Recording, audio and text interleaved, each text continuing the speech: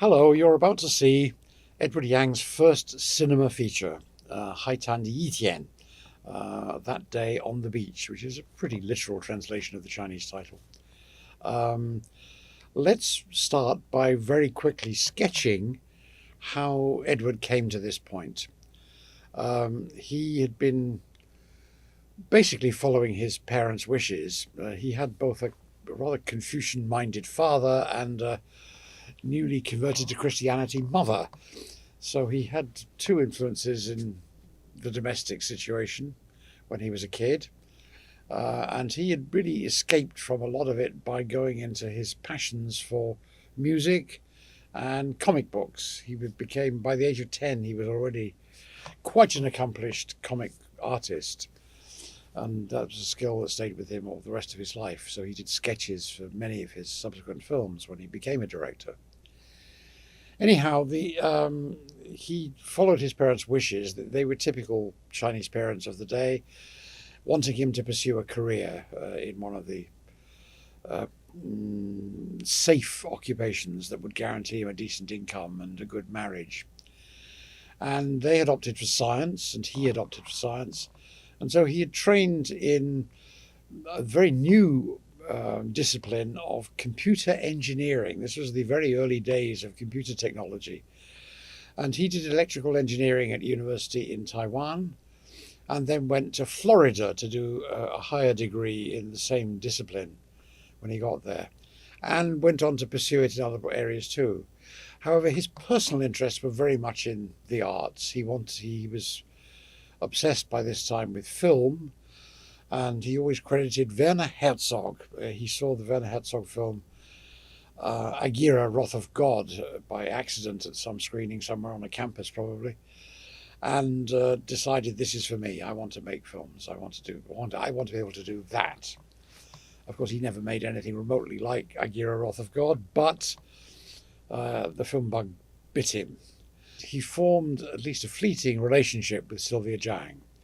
Sylvia Zhang is well known for having many relationships over her long career, quite a few of them with directors.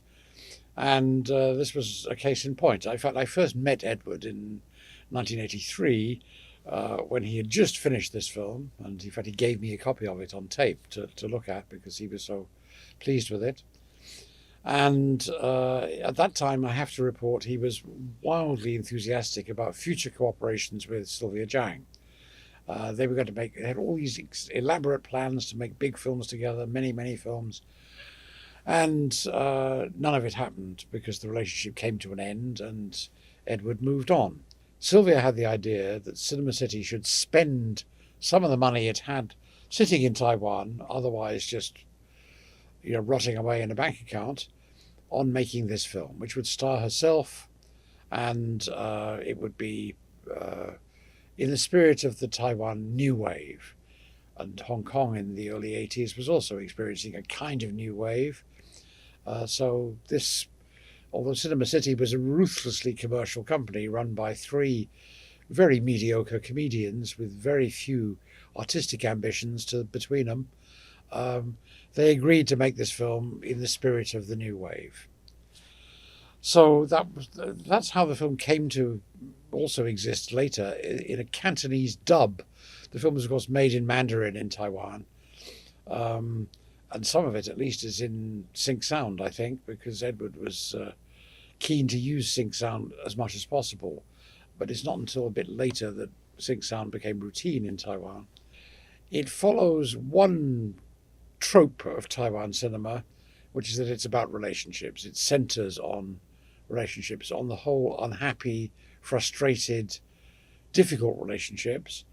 But because of the fact that it stars Sylvia Zhang, you get a strong proto-feminist thrust to the film. This is a film about a woman finding her own way. Sylvia Zhang plays a character called Jia Li, Lin Jia Li, I think the character's full name is, and her brother is Lin Jia Sen. And they are both children of a provincial doctor in Taiwan. He is a very Confucian figure.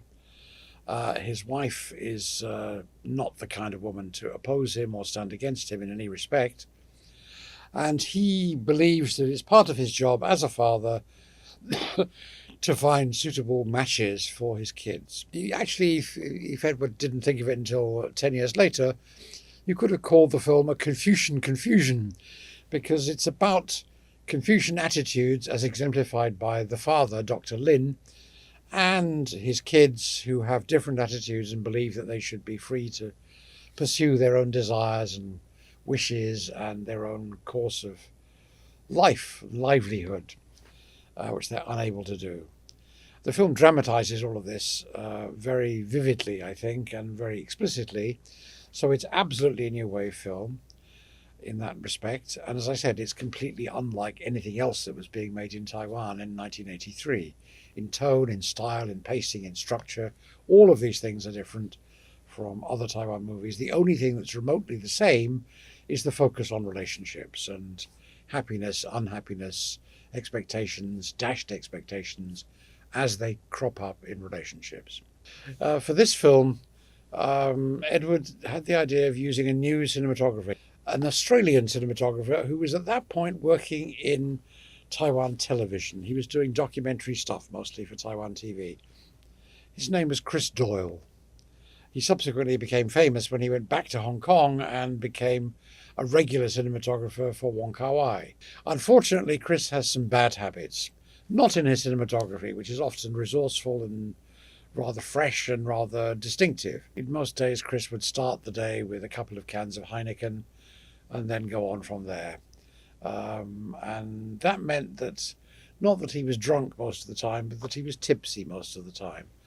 And some directors found that a bit hard to take. So if you look at Chris's filmography, you'll find that he rarely, with the exception of Wong Kar-wai, who was very tolerant of this, or perhaps controlled it better, he rarely worked with directors more than once.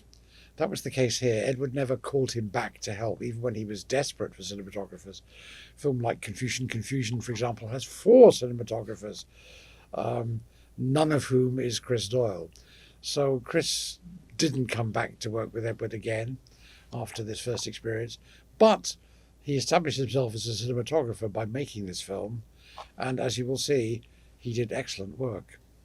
Edward was very excited by this as a new wave film. And the measure of this is that the man that Sylvia Zhang marries, he's a college friend, he is very quickly offered a job by another classmate of theirs. Somebody they both know from college. This is a character whose name I don't remember off the top of my head, but he's played by the actor Xu Ming. What I'd like to point out, because it won't be obvious to some people watching the film today, is that the entire staff of this company that Xu Ming sets up are played by the directors of the new Taiwan cinema. So Hou Xiaoxian is there.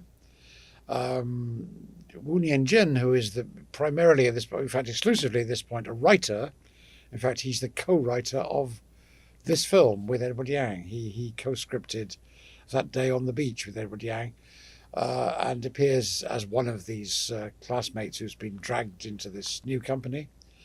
But so is Wan Ren, so is Ke Yizheng. So actually all the people who made contributions to the episode, the 2 portmanteau films that launched New Taiwan Cinema, that is In Our Time, the one that Edward was part of, and followed up with The Sandwich Man, the one that Hou Xiaoxian was part of. The first was, both of them were 4-episode films, and all 8 directors, I believe, except for Edward himself, who stayed out of this one, appear as members of Xu Ming's company in this film. So they only appear in probably 3 or 4 scenes in the picture, and they don't have substantial roles, but they're there to signal solidarity. He wanted the world to know that he was part of a group of people, youngish directors, all male at that point, who were trying to transform Taiwan cinema. And so to signal that, he put them all into his film, playing the department heads of a new build company, a newly formed company. Enjoy That Day on the Beach.